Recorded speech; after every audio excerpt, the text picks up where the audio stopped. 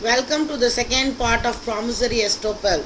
This is Dr. K. Sangeeta for Administrative Law. The doctrine found a complete and eloquent exposition in the case of Union of India versus Anglo-African Agency. The Government of India made an announcement regarding certain concessions with regard to the import of certain raw materials in order to encourage export of woolen garments to Afghanistan. Subsequently, only partial concessions were allowed and not full concessions were extended as promised. The Supreme Court held that the government was estopped by its promise. After this case, the court applied the doctrine of promissory estoppel in Motilal Padambat Sugar Mills Company Limited and the state of UP, which we saw earlier. Applicability of the doctrine of promissory estoppel. For the application of doctrine of promissory estoppel, the requirement is that the party asserting the estoppel must have changed or altered the position by relying on that representation. In Maxi Charan versus Rohil Kant Uni, verily the petitioner appeared in an examination conducted by the university and declared to have passed. Subsequently, she got the admission for the next year on the basis of the defected mark sheet. Later, the mistake was found out and her admission got cancelled. The court held that there was no mistake on the side of the petitioner, hence she is not responsible for any such mistake. In the view of the conduct of the university, it was also a fit case in which the principle of promissory estoppel should have been applied to the respondent university. Areas where the doctrine of promissory estoppel is not applicable. There are no estoppels against the settled principle of law. It is not applicable in cases of concluded commercial contract. The doctrine of promissory estoppel cannot be invoked in the assurance held out but not incorporated in the agreement between the parties. Fourth one, for applying the principle of promissory estoppel, alteration of position from the plaintiff is only requirement. The principle was laid down that to invoke the doctrine of estoppel, there are three conditions which must be satisfied. The first one, representation by a person to another. Second, the other should have acted upon the said representation. Third, such action should have been detrimental to the interest of the person to whom the representation has been made. In the case of Central London Property Trust versus High Tree House, the High Tree House leased a block of its flats from the Central London property at a fixed amount of rent.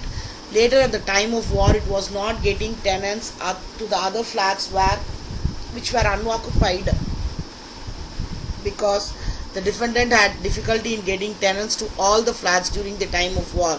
So the Central London property agreed to reduce the rent amount until the war prevails. Then war was over. All the flats got occupied on the normal rent amount. The defendant asked High Tree for the normal rent for the present time and for the earlier times as well. High Tree went to court. Court held that the High Trees acted upon the words of the Central London property that during the time of war the rent will be reduced. After the end of the war, the amount cannot be claimed after the said war period. They should continue with the normal rent only. In this case, Denning J. established the doctrine of promissory estoppel. Here all the three ingredients are fulfilled. In S. Ramabhadran was the state of Tamil Nadu. The petitioner appeared in the test for the post of stenographer in Raj Secretariat Services but could not get appointment as the vacancies did not exist.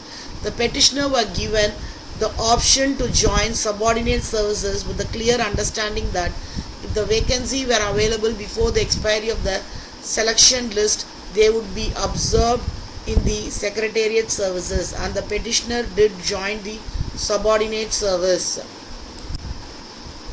After the expiry of the selection list, fresh vacancies were available and fresh posts were advertised. It was held that the government was not bound to appoint the petitioner after the expiry of the period of selection list. The principle of promissory estoppel did not apply in this case. There is no promise as such, denial of which case is detriment. Law Commission's recommendation. In the 108th report of Law Commission submitted in 1984 suggested section 25A of the Indian Contract Act, which says as follows: a according to 25A of the Indian Contract Act, where a person has by his words or conduct made to another person an unequivocal promise which is intended to create legal relation or affect the legal relationship in arise in its future.